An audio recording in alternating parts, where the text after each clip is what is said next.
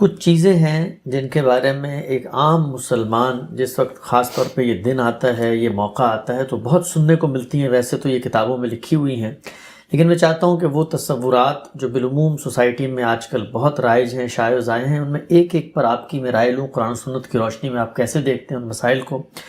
ہر جگہ ایک اسٹیٹمنٹ سننے کو ملتی ہے، جیسا آپ صلی اللہ علیہ وسلم سے اپنے تعلق کا اظہار لوگ کرتے ہیں، اپنے عشق کا اظہار کرتے ہیں، تو یہ کہتے ہیں کہ آپ صلی اللہ علیہ وسلم وجہ تخلیق کائنات تھے، آپ کی وجہ سے یہ کائنات بنی، گویا آپ کا یہ مقام اور مرتبہ ہے کہ کائنات وجود ہی میں نہ آتی اگر آپ نہ ہوتے۔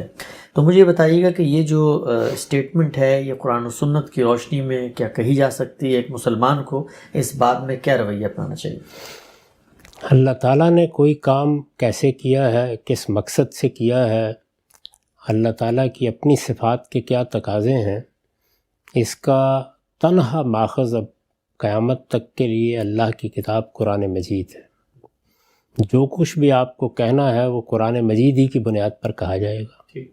اگر کسی روایت میں کوئی بات آتی ہے تو یہ ضروری ہے کہ اس کو بھی قرآن ہی کی روشنی میں دیکھا جائے۔ تو قرآن مجید نے اس کائنات کی پوری اسکیم سے متعلق جگہ جگہ اپنا نقطہ نظر بیان کیا ہے، اس میں اس طرح کی کوئی بات نہیں ہے۔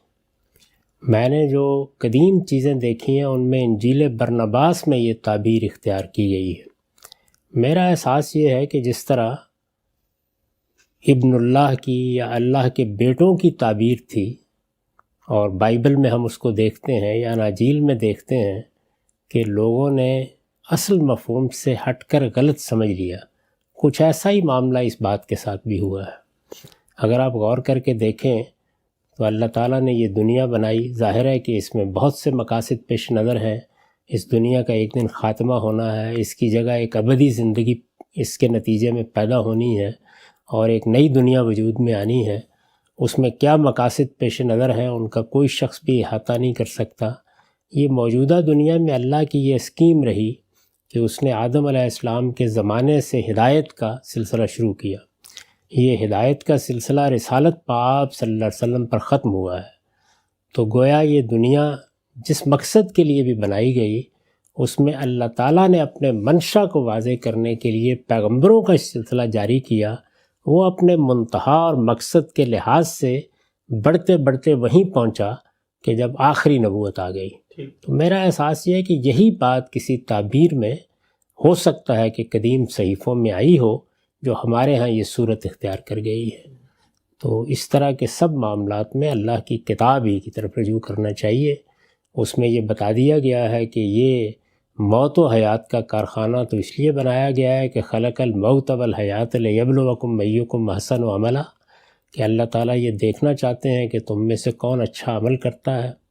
یہ پورا عالم وجود میں آیا ہے، اس سے بھی یہ معلوم ہوتا ہے کہ کوئی ایسی اسکیم پیش نظر ہے جو حیات ابدی میں تبدیل ہو جائے گی۔ تو قرآن میں ایسا کوئی اشارہ نہیں ہے۔ اسی طرح جو اناجیل اس وقت ہیں یا تورات ہمارے پاس ہے، اس میں بھی اس طرح کی کوئی بات نہیں ہے۔ اور یہ بات اگر آپ غور کر کے دیکھیں تو علمی اور عقلی لحاظ سے بھی بالکل بے معنی لگتی ہے۔ یعنی اللہ تعالیٰ کے پیغمبر کی حیثیت سے ہر شخصیت کا بڑا مرتبہ ہے، رسالت میں آپ صلی اللہ علیہ وسلم کو بھی بڑی فضیلت حاصل ہے۔ عالم کس مقصد کے لیے بنا ہے اور یہ دنیا کس مقصد کے لیے وجود میں آئی ہے، اس میں اگر ایسی کوئی چیز ہوتی تو اللہ تعالیٰ خود اس کو بیان فرماتے اور پھر یہ بھی بتاتے کہ کسی ایک شخصیت کے لیے یہ عالم بنانے کا کیا منشا پیش نظر ہے۔ تو اس طرح کی کوئی چیز کہیں بھی بیان نہیں ہوئی، اور وہ چیزیں کہ جو مستند نہیں ہیں، جو اللہ کی کتاب میں بیان نہیں ہوئیں، یا اللہ کی کتاب میں جو مقاصد بیان کیے جاتے ہیں ان کے مطابق نہیں ہیں، یا قدیم صحیفوں میں ان کے کوئی آثار نہیں ملتے، ان کو محض دائیں بائیں کی روایات کی بنیاد پر قبول نہیں کرنا چاہیے۔